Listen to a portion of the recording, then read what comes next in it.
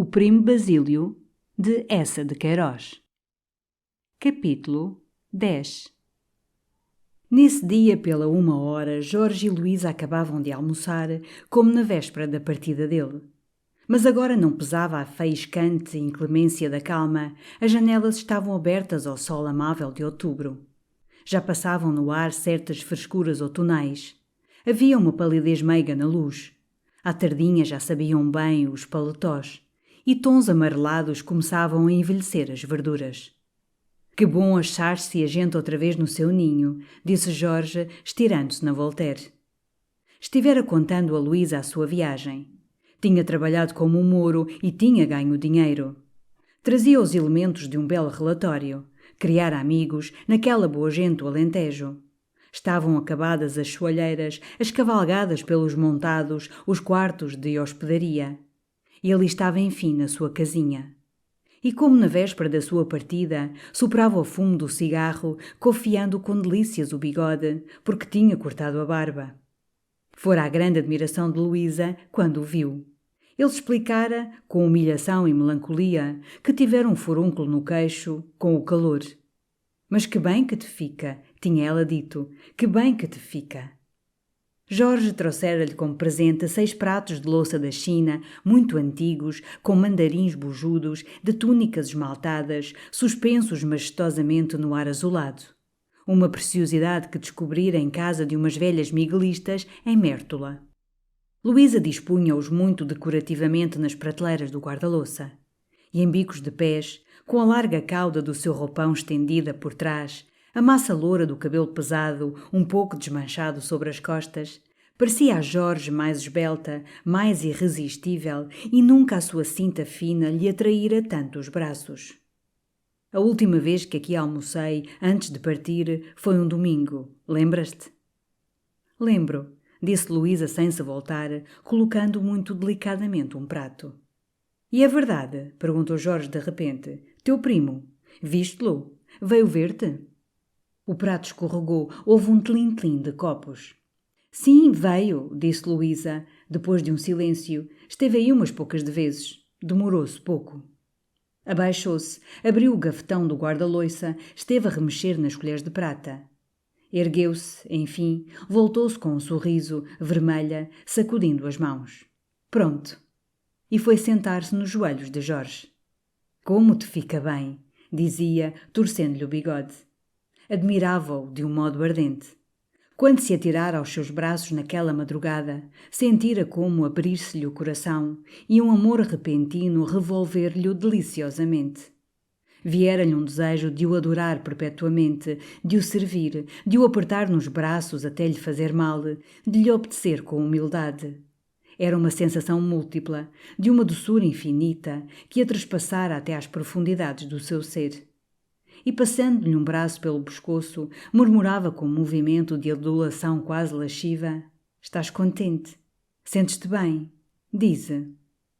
Nunca lhe parecera tão bonito, tão bom. A sua pessoa, depois daquela separação, dava-lhe as admirações, os enlevos de uma paixão nova. É o Sr. Sebastião, veio dizer Juliana toda risonha para Jorge. Jorge deu um pulo, afastou Luísa bruscamente, atirou-se pelo corredor, gritando: Aos meus braços, celerado! Daí a dias, uma manhã que Jorge saíra para o ministério, Juliana entrou no quarto de Luísa e, fechando a porta devagarinho, com uma voz muito amável: Eu desejava falar à senhora numa coisa. E começou a dizer que o seu quarto em cima no sótão era pior que uma enxovia, que não podia lá continuar. O calor, o mau cheiro, os percevejos, a falta de ar e no inverno a umidade matavam-na. Enfim, desejava mudar para baixo, para o quarto dos baús. O quarto dos baús tinha uma janela nas traseiras. Era alto e espaçoso. Guardavam-se ali os oleados de Jorge, as suas malas, os paletós velhos e veneráveis baús do tempo da avó, de cor vermelho com pregos amarelos. Ficava ali como no céu, minha senhora. E onde se haviam de pôr os baús? No meu quarto, em cima? E com um risinho: Os baús não são gente, não sofrem. Luísa disse um pouco embaraçada: Bem, eu verei, eu falarei ao Sr. Jorge. Conto com a senhora. Mas apenas nessa tarde Luísa explicou a Jorge a ambição da pobre de Cristo, ele deu um salto. O quê? Mudar os baús? Está toda. Luísa então insistiu. Era o sonho da pobre criatura desde que viera para a casa. Enterneceu-o. Não, ele não imaginava, ninguém imaginava o que era o quarto da pobre mulher. O cheiro empestava, os ratos passeavam-lhe pelo corpo, o forro estava roto, chovia dentro. Fora lá há dias e ia tombando para o lado. Santo Deus! Mas isso é o que a minha avó contava das enxovias de Almeida. Muda depressa, filha. Porei os meus ricos baús no sótão. Juliana soube o favor.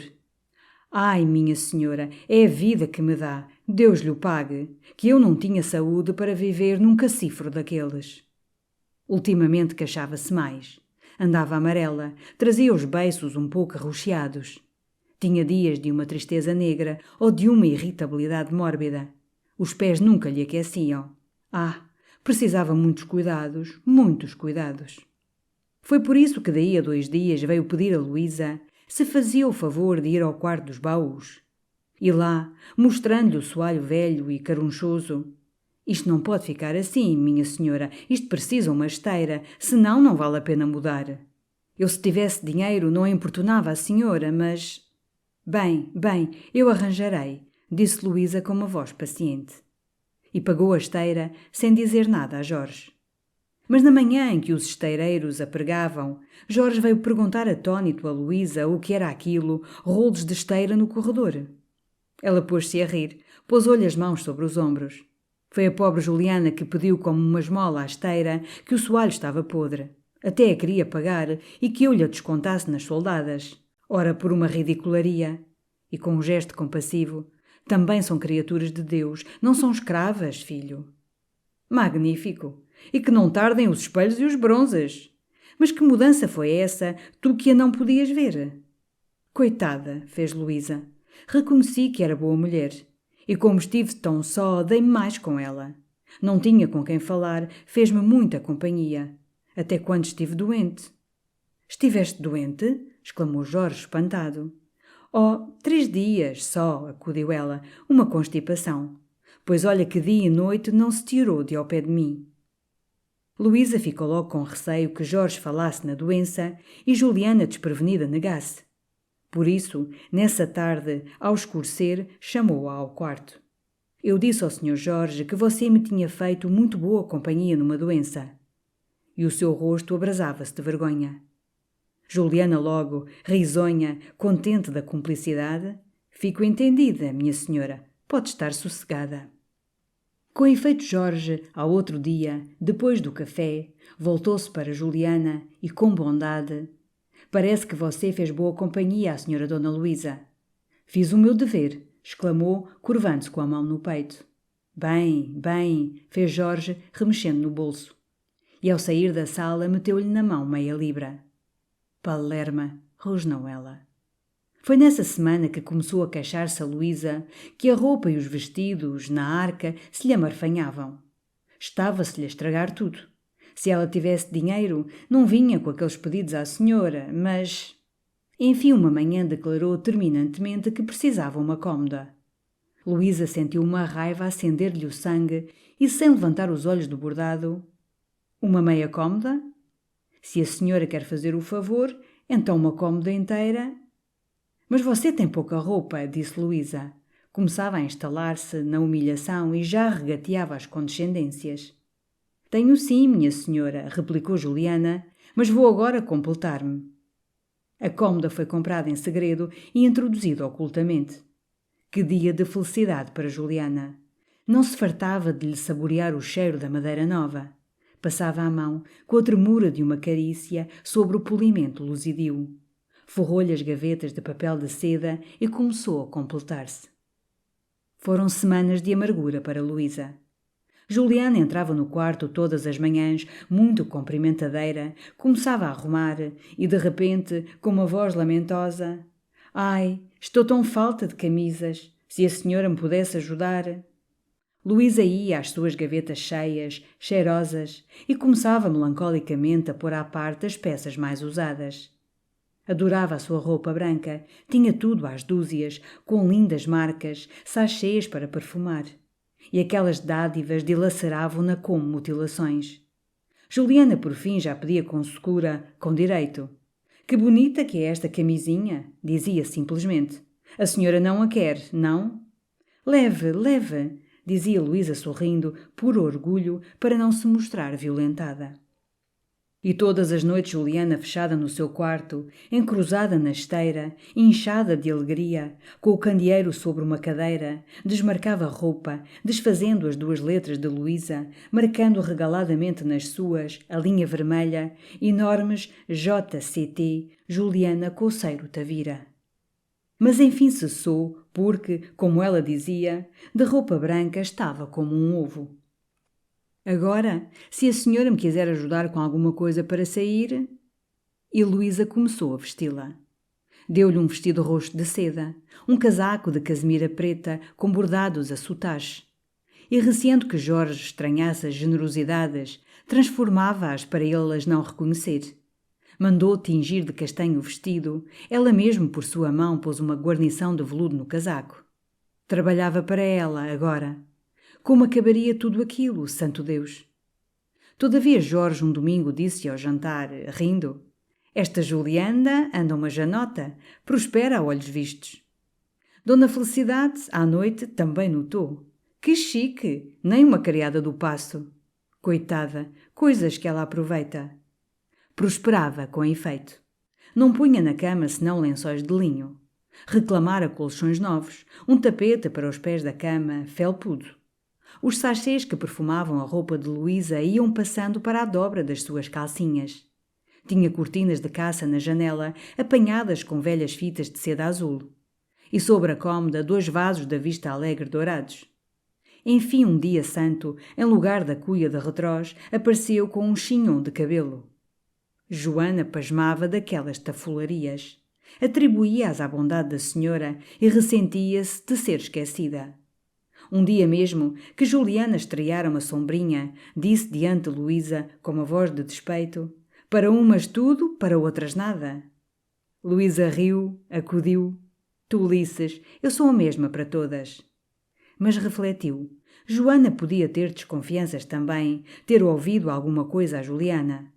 E logo ao outro dia, para a conservar contente e amiga, deu-lhe 2 lenços de seda, depois 2.000 réis para um vestido. E daí por diante nunca lhe recusou licença para sair à noitinha à casa de uma tia. A Joana ia por toda a parte falando da senhora que era um anjo. Na rua, de resto, tinha-se notado o luxo de Juliana. Sabia-se do quarto novo, dizia-se baixo que tinha alcatifa. O Paulo decidira, com indignação, que ali positivamente havia marosca. Mas Juliana, uma tarde, diante do Paulo e da estanqueira, explicou, acalmou as suspeitas. Ora, dizem que tenho isto e aquilo, não é tanto, tenho as minhas comodidades, mas também a maneira como eu lhes tratei a tia, de dia e de noite, sem arredar pé, por mais que façam não me pagam, que arruinei a minha saúde. Assim se justificou a prosperidade de Juliana. Era a família agradecida, dizia-se, tratavam-na como parenta. E, pouco a pouco, a casa do engenheiro teve para os criados da vizinhança a vaga sedução de um paraíso. Dizia-se que as soldadas eram enormes, havia vinho à discrição, recebiam-se presentes todas as semanas, ceava-se todas as noites caldo de galinha. Cada um invejava aquela pechincha. Pela inculcadeira, a fama da casa do engenheiro alargou-se. Criou-se uma legenda. Jorge, atônito, recebia todos os dias cartas de pessoas oferecendo-se para criados de quarto, criadas de dentro, cozinheiros, escudeiros, governantas, cocheiros, guarda-portões, ajudantes de cozinha. Citavam as casas titulares de que tinham saído. Pediam audiência. Suspeitando certas coisas, uma bonita criada de quarto juntou a sua fotografia. Um cozinheiro trouxe uma carta de empenho do diretor-geral do Ministério. Estranho caso, dizia Jorge, pasmado. Disputam-se a honra de me servir. Imaginarão que me saiu a sorte grande? Mas não dava muita atenção àquela singularidade. Vivia então muito ocupado. Andava escrevendo o seu relatório. E todos os dias saía ao meio-dia, voltava às 6, com rolos de papéis, mapas, brochuras, fatigado, berrando pelo jantar, radiante. Contou o caso, todavia, rindo, um domingo à noite. O conselheiro observou logo: com o bom gênio de Dona Luísa com o seu, Jorge, neste bairro saudável, numa casa sem escândalos, sem questões de família, toda virtude, é natural que a criadagem menos favorecida aspire a uma posição tão agradável. Somos os amos ideais, disse Jorge, batendo muito alegre no ombro de Luísa. A casa, com efeito, tornava-se agradável. Juliana exigira que o jantar fosse mais largo, para ter uma parte sua, sem sobejos. E como era boa cozinheira, vigiava os fogões, provava, ensinava pratos à Joana. Esta Joana é uma revelação, dizia Jorge, vê-se-lhe crescer o talento. Juliana, bem alojada, bem alimentada, com roupa fina sobre a pele, colchões macios, saboreava a vida. O seu temperamento adoçara-se naquelas abundâncias. Depois, bem aconselhada pela tia Vitória, fazia o seu serviço com um zelo minucioso e hábil. Os vestidos de Luísa andavam cuidados como relíquias. Nunca os peitilhos de Jorge tinham resplandecido tanto. O sol de outubro alegrava a casa, muito asseada, de uma pacatez de abadia. Até o gato engordava. E no meio daquela prosperidade, Luísa definhava-se. Até onde iria a tirania de Juliana? Era agora o seu terror. E como a odiava! Seguia-a por vezes com um olhar tão intensamente rancoroso que receava que ela se voltasse subitamente como ferida pelas costas. E via-a satisfeita, cantarolando a carta adorada, dormindo em colchões tão bons como os seus, pavoneando-se na sua roupa, reinando na sua casa. Era justo os céus. Às vezes vinha-lhe uma revolta, torcia os braços, blasfemava, debatia-se na sua desgraça como nas malhas de uma rede. Mas, não encontrando nenhuma solução, recaía numa melancolia áspera, em que o seu gênio se pervertia. Seguia com satisfação a amarelidão crescente das feições de Juliana. Tinha esperanças no aneurisma. Não rebentaria um dia o demónio? E diante de Jorge tinha de a elogiar. A vida pesava-lhe. Apenas ele pela manhã saía e fechava a cancela, logo as suas tristezas, os seus receios lhe desciam sobre a alma, devagar, como grandes véus espessos que se abatem lugubremente. Não se vestia então até às 4, 5 horas e com o roupão solto, em chinelas, despenteada, arrastava o seu aborrecimento pelo quarto. Vinham-lhe, por momentos, de repente, desejos de fugir, ir meter-se num convento. A sua sensibilidade muito exaltada impeli-la-ia de certo a alguma resolução melodramática, se a não retivesse, com a força de uma sedução permanente, o seu amor por Jorge. Porque o amava agora imensamente. Amava-o com cuidados de mãe, com ímpetos de concubina. Tinha ciúmes de tudo, até do ministério, até do relatório. Ia interrompê-lo a cada momento, tirar-lhe a pena da mão, reclamar o seu olhar, a sua voz. E os passos dele no corredor davam-lhe o alvoroço dos amores ilegítimos. De resto, ela mesma se esforçava por desenvolver aquela paixão, achando nela a compensação inefável das suas humilhações. Como lhe viera aquilo? Porque sempre o amara, de certo, reconhecia-o agora, mas não tanto, não tão exclusivamente. Nem ela sabia. Envergonhava-se mesmo, sentindo vagamente naquela violência amorosa pouca dignidade conjugal. Suspeitava que o que tinha era apenas um capricho. Um capricho por seu marido. Não lhe parecia rigorosamente casto. Que lhe importava, de resto? Aquilo fazia-a feliz prodigiosamente. Fosse o que fosse, era delicioso. Ao princípio, a ideia do outro pairava constantemente sobre este amor, pondo um gosto infeliz em cada beijo, um remorso em cada noite. Mas pouco a pouco esquecera-o tanto, o outro, que a sua recordação, quando por acaso voltava, não dava mais amargor à nova paixão que um torrão de sal pode dar às águas de uma torrente. Que feliz que seria se não fosse a infame. Era a infame que se sentia feliz. Às vezes, só no seu quarto, punha-se a olhar em redor com um riso de ávaro. Desdobrava, batia os vestidos de seda. Punha as botinas em fileira, contemplando-as de longe, extática. E debruçada sobre as gavetas abertas da cômoda contava, recontava a roupa branca, acariciando-a com um olhar de posse satisfeita.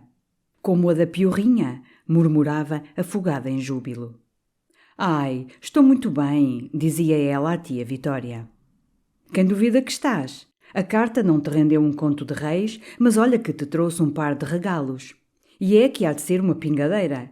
Há de ser a boa peça de linho, o bom adereço, boas moedas e ainda muito obrigada por cima. Cá dá, filha, cá dá. Mas já havia pouco o que cardar. E lentamente Juliana começou a pensar que agora o que devia era gozar. Se tinha bons colchões, para que se havia de levantar cedo? Se tinha bons vestidos, porque não havia de ir espairecer para a rua? Toca a tirar partido. Uma manhã que estava mais frio, deixou-se ficar na cama até às 9 horas, com as janelas entreabertas, um bom raio de sol na esteira. Depois explicou, secamente, que tinha estado com a dor. Daí a 2 dias, Joana, às 10 horas, veio dizer baixo a Luísa: a senhora Juliana ainda está na cama, está tudo por arrumar. Luísa ficou aterrada. O quê? Teria de sofrer os seus desmazelos como sofrera as suas exigências? Foi ao quarto dela. Então você levanta-se a estas horas? Foi o que me recomendou o médico, replicou a outra, muito insolente. E daí por diante Juliana poucas vezes se erguia antes da hora de servir o almoço. Luísa pediu logo a Joana que fizesse o serviço por ela. Era por pouco tempo, a pobre criatura andava tão adoentada. E para acomodar a cozinheira deu-lhe meia moeda para a ajuda de um vestido. Juliana depois, sem pedir licença, começou a sair. Quando voltava tarde para o jantar, não se desculpava. Um dia Luísa não se conteve, disse-lhe, vendo-a passar no corredor a calçar as luvas pretas: "Você vai sair?" Ela respondeu muito atrevidamente: "É como vê, fica tudo arrumado, tudo o que é minha obrigação." E abalou, batendo os tacões. Ora, não lhe faltava mais nada senão estar a constranger-se por causa da piorrinha. Joana começava a resmungar. Passa a sua vida na rua a senhora Juliana e eu é que aguento. Se você estivesse doente, também ninguém lhe ia à mão, acudiu Luísa, aflita, quando percebia estas revoltas. E presenteava. Dava-lhe mesmo vinho e sobremesa. Havia agora um desperdício na casa. Os róis cresciam. Luísa andava sucumbida. Como acabaria tudo aquilo? Os desleixos de Juliana iam se tornando graves. Para sair mais cedo fazia apenas o essencial. Era Luísa que acabava de encher os jarros, que levantava muitas vezes a mesa do almoço, que levava para o sótão roupa suja que ficava pelos cantos. Um dia Jorge, que entrara às 4 horas, viu por acaso a cama por fazer. Luísa apressou-se a dizer que Juliana saíra, mandara a ela à modista. Daí a dias, eram 6 horas, ainda não tinha voltado para servir o jantar. Tinha ido à modista, explicou Luísa. Mas se a Juliana é unicamente para ir à modista, então toma-se outra criada para fazer o serviço da casa, disse ele. Àquelas palavras secas, Luísa fez-se pálida, 2 lágrimas rolaram-lhe pela face. Jorge ficou pasmado. Que era? Que tinha? Luísa não se dominou, rompeu num choro nervoso, histérico. Mas que é, minha filha, que tens? Zangaste-te? Ela não podia responder, sufocada. Jorge fez-lhe respirar vinagre de toilette, beijou-a muito. Só quando o choro acalmou é que ela pôde dizer, com voz soluçada: "Falaste-me tão secamente, eu estou tão nervosa." Ele riu, chamou-lhe tontinha, limpou-lhe as lágrimas, mas ficou inquieto. Já então lhe notara certas tristezas, abatimentos inexplicáveis, uma irritabilidade nervosa. Que seria? Para que Jorge não tornasse a surpreender os desleixos, Luísa começou a completar todas as manhãs os arranjos. Juliana percebeu logo. E muito tranquilamente decidiu-se a deixar-lhe de cada vez mais com que se entreter. Ora não varria, depois não fazia a cama. Enfim, uma manhã não vazou as águas sujas. Luísa foi espreitar no corredor que Joana não descesse, não a visse, e fez ela mesmo os despejos. Quando veio ensaboar as mãos, as lágrimas corriam-lhe pelo rosto. Desejava morrer. A que tinha chegado? Dona Felicidade, um dia, tendo entrado de repente, surpreendera a varrer a sala. Que eu o faça? Exclamou. Que tenho só uma criada. Mas tu? A Juliana tinha tanto que engomar. Ai, não lhe tires serviço do corpo que não te o agradece. E ainda se ri por cima. Se a pões em maus costumes, que aguente, que aguente. Luísa sorriu, disse, ora, por uma vez na vida. A sua tristeza aumentava cada dia. Refugiava-se então no amor de Jorge como na sua única consolação. A noite trazia-lhe a sua desforra. Juliana a essa hora dormia. Não via a sua cara medonha. Não a receava. Não tinha de a elogiar. Não trabalhava por ela. Era ela mesma, era Luísa como dantes. Estava na sua alcova, com o seu marido, fechada por dentro, livre. Podia viver, rir, conversar, ter até apetite. E trazia com efeito às vezes marmelada e pão para o quarto para fazer uma ceiazinha. Jorge estranhava. Tu de noite és outra, dizia. Chamava-lhe ave noturna. Ela ria em saia branca pelo quarto, com os braços nus, o colo nu, o cabelo num rolo. E passarinhava, cantarolava, chalrava, até que Jorge lhe dizia: Passa da 1 hora, filha. Despia-se então rapidamente, caía-lhe nos braços. Mas que acordar. Por mais clara que estivesse a manhã, tudo lhe parecia vagamente pardo. A vida sabia-lhe mal. Vestia-se devagar, com repugnância, entrando no seu dia como numa prisão. Perdera agora toda a esperança de se libertar. Às vezes ainda lhe vinha, como um relâmpago, a vontade de contar tudo a Sebastião, tudo. Mas quando o via, com o seu olhar honesto, abraçar Jorge, rirem ambos e irem fumar o seu cachimbo, e ele tão cheio de admiração por ela, parecia-lhe mais fácil sair para a rua, pedir dinheiro ao primeiro homem que encontrasse, que ir a Sebastião, ao íntimo de Jorge, ao melhor amigo da casa, dizer-lhe: escrevi uma carta a um homem, a criada roubou-me. Não, antes morrer naquela agonia de todos os dias e ter ela mesma, de rastos, de lavar as escadas. Às vezes refletia, pensava, mas com que conto eu? Não sabia. Com o acaso, com a morte de Juliana. E deixava-se viver, gozando como um favor cada dia que vinha, sentindo vagamente, à distância, alguma coisa de indefinido e tenebroso onde se afundaria. Por esse tempo Jorge começou a queixar-se que as suas camisas andavam mal engomadas. A Juliana positivamente perdia a mão. Um dia mesmo zangou-se. Chamou-a e, atirando-lhe uma camisa toda amarrotada, isto não se pode vestir, está indecente. Juliana fez-se amarela, cravou em Luísa um olhar chamejante. Mas, com os beiços trêmulos, desculpou-se. A goma era má, fora já trocá-la, etc.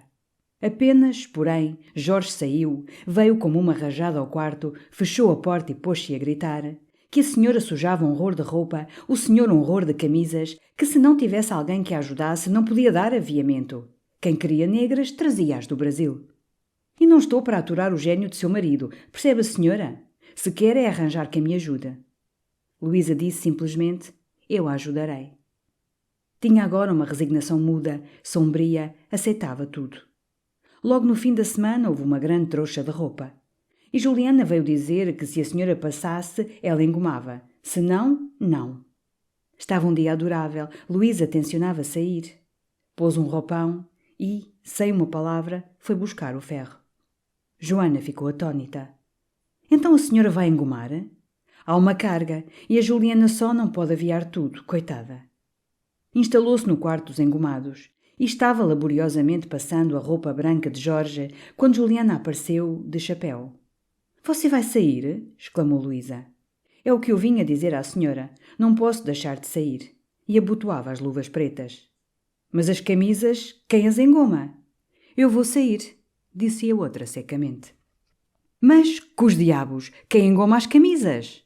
Engome-as a senhora. Olha a sarna. Infame! Gritou Luísa. Atirou o ferro para o chão, saiu impetuosamente. Juliana sentiu-a ir pelo corredor aos soluços. Pôs-se logo a tirar o chapéu e as luvas, assustada. Daí a um momento ouviu a cancela da rua bater com força. Veio ao quarto, viu o roupão de Luísa arremessado, a chapeleira tombada. Onde teria ido? Queixar-se à polícia? Procurar o marido? Com os diabos. Fora estúpida com o gênio. Arrumou depressa ao quarto, foi-se pôr a engomar, com o ouvido à escuta, muito arrependida. Onde diabo teria ido? Devia ter cuidado. Se a impelisse a fazer algum despropósito, quem perdia? Ela, que teria de sair de casa, deixar o seu quarto, os seus regalos, a sua posição. Safa? Luísa saíra como louca. Na rua da escola um cupê passava, vazio. Atirou-se para dentro, deu ao cocheiro a morada de Leopoldina. Leopoldina devia ter voltado do Porto, queria vê-la, precisava dela, sem saber para quê. Para desabafar. Pedir-lhe uma ideia, um meio de se vingar. Porque a vontade de se libertar daquela tirania era agora menor que o desejo de se vingar daquelas humilhações. Vinham-lhe ideias insensatas. Se a envenenasse. Parecia-lhe que sentiria um prazer delicioso em a ver torcer-se com vômitos dilacerantes, uivando de agonia, largando a alma. Galgou as escadas de Leopoldina. A campainha ficou a retinir muito tempo do puxão da sua mão febril. A Justina apenas a viu, foi a gritar pelo corredor: "É a senhora Dona Luísa, minha senhora, é a senhora Dona Luísa." E Leopoldina, despenteada, com um roupão escarlate de grande cauda, correu estendendo os braços. "És tu! Que milagre é este? Eu levantei-me agora. Entra cá para o quarto. Está tudo desarranjado, mas não importa. Mas que é isto? Que é isto?" Abriu as janelas, que estavam ainda cerradas. Havia um forte cheiro de vinagre de toilette. A Justina tirava à pressa uma bacia de latão, com água ensaboada. Toalhas sujas arrastavam. Sobre uma jardineira tinham ficado da véspera os rolos de cabelo, o colete, uma chávena com um fundo de chá cheio de pontas de cigarro. E Leopoldina corria ao transparente, dizendo: "Ora, graças a Deus que honras esta casa, minha fidalga." Mas vendo o rosto perturbado de Luísa, os seus olhos vermelhos de lágrimas: "Que é? Que tens tu? Que sucedeu?" "Um horror, Leopoldina!" exclamou, apertando as mãos. A outra foi fechar a porta rapidamente. "Então?" Mas Luísa chorava sem responder. Leopoldina olhava, petrificada. "A Juliana apanhou-me umas cartas", disse enfim por entre soluços. "Quer 600.000 réis. Estou perdida, tem-me martirizado. Quero que me digas, vê se te lembras. Estou como Duda. Sou eu que faço tudo em casa. Morro, não posso." E as lágrimas redobravam. "E as tuas joias?" "Valem 200.000 réis. E Jorge, que lhe havia eu de dizer?" Leopoldina ficou um momento calada e olhando em roda de si, abrindo os braços. "Tudo o que eu tenho, no prego, minha filha, dá 20 libras." Luísa murmurava, limpando os olhos. "Que expiação esta, santo Deus, que expiação!" "Que diz a carta?" "Horrores. Estava doda. É uma minha, duas dele." "De teu primo?" Luísa disse sim com a cabeça, lentamente. "E ele?" "Não sei. Está em França, nunca me respondeu." "Pulha, como te as apanhou a mulher?" Luísa contou rapidamente a história do sarcófago e do cofre. "Mas tu também, Luísa, a tirar uma carta dessas? Oh, mulher, isso é medonho."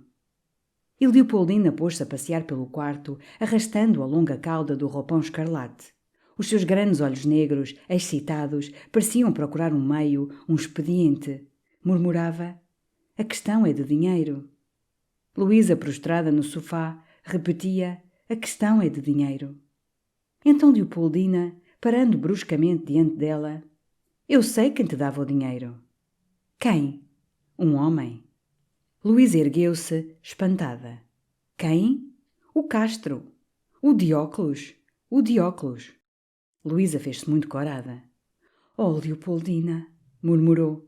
E depois de um silêncio, rapidamente: "Quem tu disse?" "Sei-o eu. Disse-o ele ao Mendonça. Sabes que era unha e carne. Que te dava tudo o que tu lhe pedisses. Disse-lhe-o mais de uma vez." "Que horror!" exclamou Luísa subitamente indignada. "E tu propões-me semelhante coisa?" O seu olhar, sob as sobrancelhas franzidas, dardejava de cólera. Ir com um homem por dinheiro. Tirou o chapéu, violentamente, com as mãos trêmulas, arremessou-o para a jardineira e, com passos rápidos pelo quarto, antes fugir, ir para um convento, ser criada, apanhar a lama das ruas. "Não te exaltes, criatura. Quem te diz isso?